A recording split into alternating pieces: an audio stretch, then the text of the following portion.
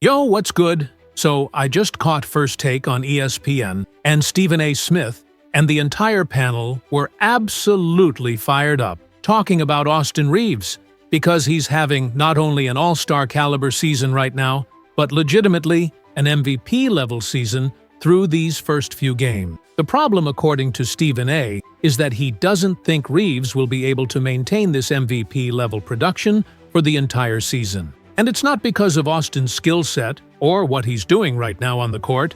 It's because eventually LeBron James and Anthony Davis are going to come back from their injuries and be fully healthy. Stephen A. thinks AD is going to continue to have an MVP-type season and continue to be the #1 option for the Lakers. But as far as being an all-star, Austin Reaves absolutely has to be an all-star, according to the First Take crew. I mean, look at what Austin has done. Winning 2 out of 3 games without LeBron and AD available, carrying this entire Lakers team on his back. Stephen A. thinks Austin Reaves had probably his best overall game last night against the Minnesota Timberwolves, and here's the crazy part. He didn't even shoot the ball particularly well. But it doesn't matter according to the panel's breakdown. They've talked very heavily over the years, and particularly this past offseason going into this season, that with Austin Reaves, we already know he can score the basketball at an elite level. Nobody is worried about Austin Reaves scoring or showing that he can drop 40 points on any given night. He's basically done it since he became a Laker. That's how he had his emergence in the league. LeBron goes down with an injury. The Lakers need somebody to step up and take over. Austin Reaves comes in and steps into that role, and the rest is history. He had that incredible breakout season. The Lakers made the Western Conference Finals. All of that success. Before we keep going, all my Lakers fans out there, if you're rocking with this content and want to see more purple and gold breakdowns, hit that like button right now. 1 second of your time helps this reach the entire Laker Nation and keeps this channel growing. So smash that like, and let's get back to talking about LA. So the First Take crew knew Austin was a guy who was going to be able to continue scoring the basketball at a high level. There might be some adjustment periods where defenses now have extensive tape on him and can game plan specifically to stop him, but he's a player who, if he continues to progress and develop, can absolutely keep scoring at an elite clip. The panel has seen over the years Austin continue to progress and improve his ability to score the basketball in different ways. But it's the little things that separate good players from great players, according to Stephen A. What makes guys like AD, LeBron, and now Austin Reaves? What makes all these truly great players so special? What's the actual difference between an all-star borderline player and a legitimate superstar-level talent? It's that even on the bad shooting nights, they're still dominating, controlling, and dictating games with their overall impact. And that's exactly what the panel saw from Austin Reaves against Minnesota.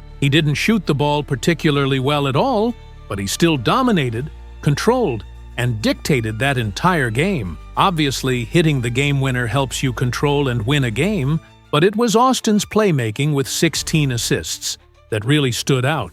He was playing legitimate defense on the other end, too. Reaves was picking Minnesota apart all game long with his passing and decision-making.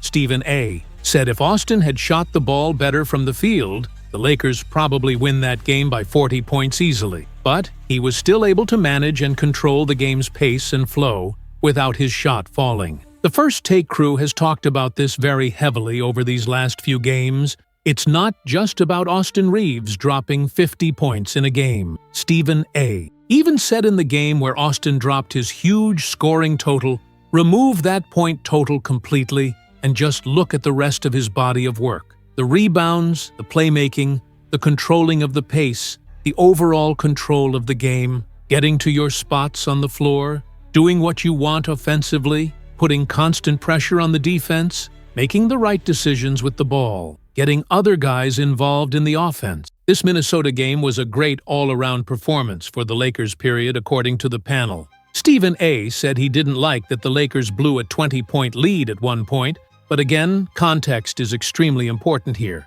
The Lakers are missing multiple rotation guys. Players have been playing heavy minutes because LA has only had like 5 or 6, actually, healthy, active players available. Austin Reaves is averaging 40 minutes per game right now, which is absolutely exhausting. Guys get tired, players get gassed when they're playing those kinds of minutes. The Lakers are playing multiple games, coming off a back-to-back situation.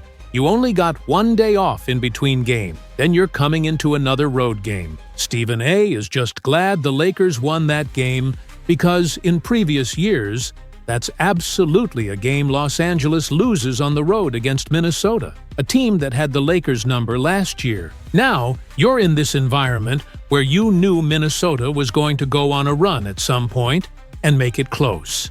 The panel didn't like that the Lakers relinquished the lead completely. They would have preferred if the Timberwolves got it close, and then LA just held on. But nonetheless, the Lakers got the win, and that's all that matters. Whether you win by 1 point or you win by 20, a win is a win. Austin Reaves continues his absolutely incredible run, going from dropping 92 points in a 2-game span to following that up with a game winner and 16 assists.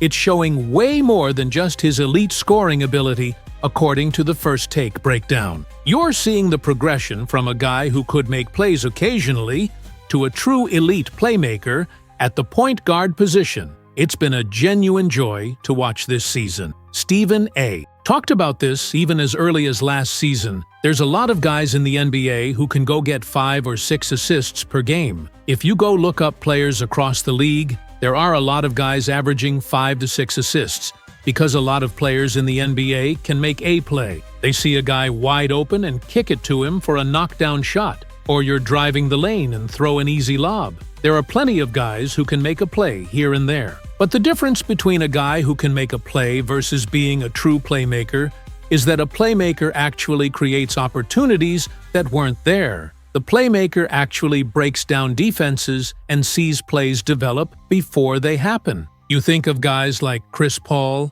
Luka Doncic, LeBron James. They are constantly seeing things being created or creating those opportunities themselves through their actions and decisions, taking what the defense gives you, whether it's getting a bucket for yourself or making the actual play to an open teammate. It's just been great to see this progression in Austin Reaves, according to the panel. People talk about how Austin has improved year after year, and yes, he has.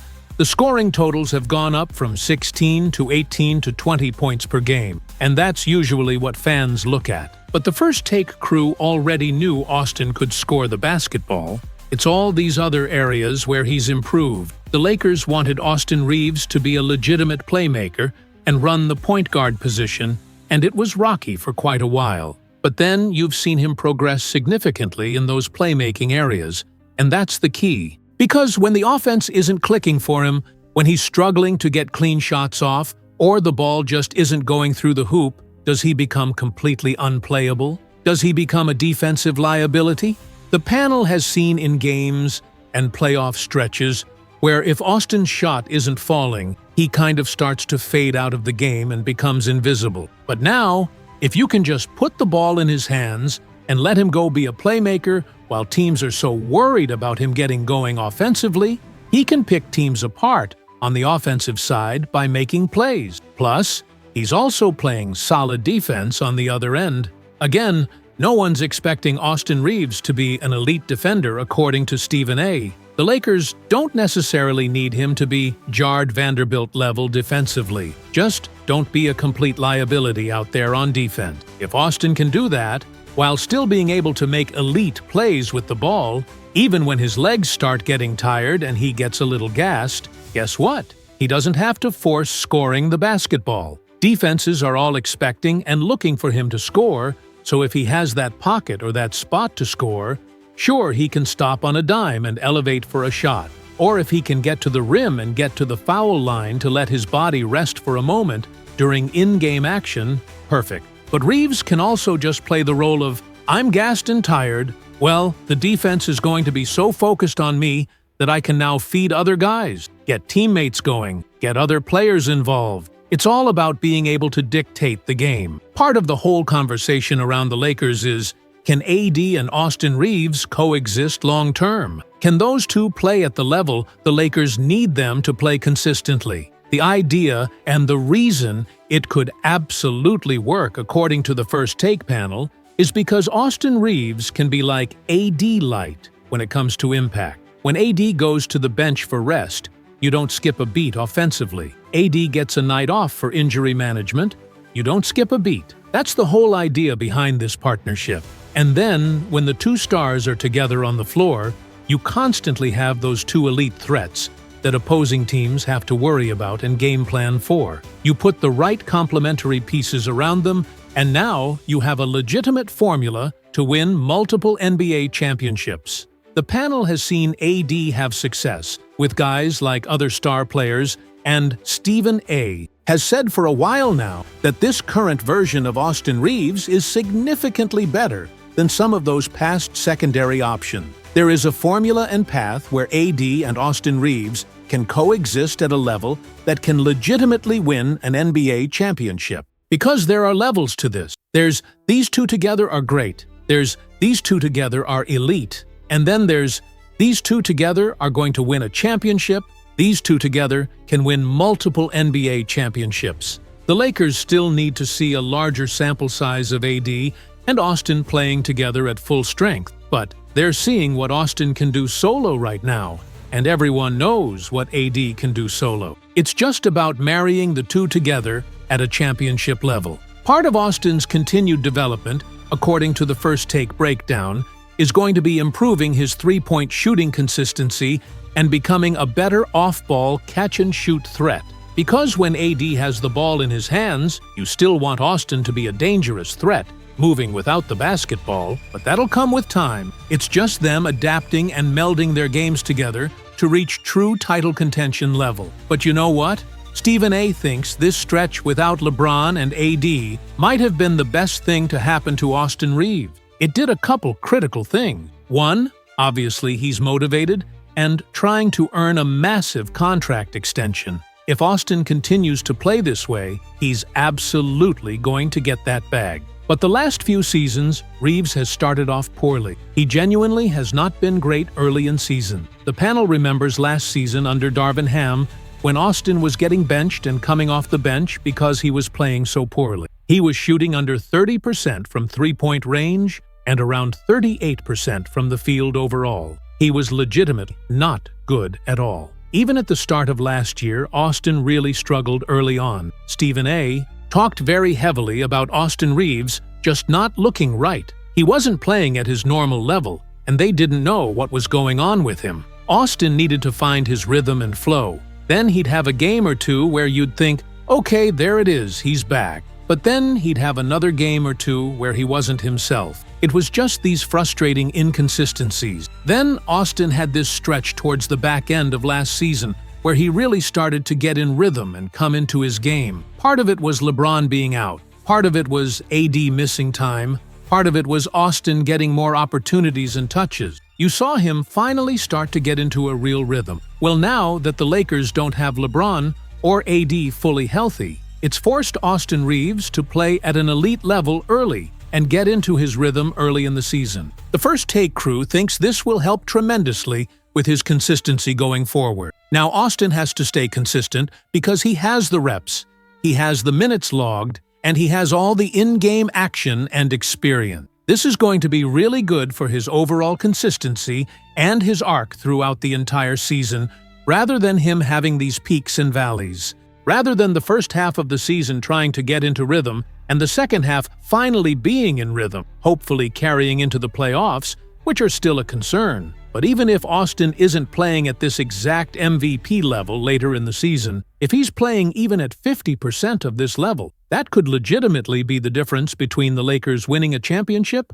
or not, when you add healthy LeBron and AD playing at the level everyone knows they can reach. So this is genuinely good for Austin Reaves to continue staying in rhythm and playing his game. Stephen A. said if he's LeBron, he's just letting AD and Austin Reaves play their game and fitting himself in around them rather than the other way around. So that was the full First Take breakdown of Austin Reaves playing at an MVP level for the Lakers, with Stephen A. saying this might be the most important stretch of Austin's entire career for his development into a true all-star caliber player.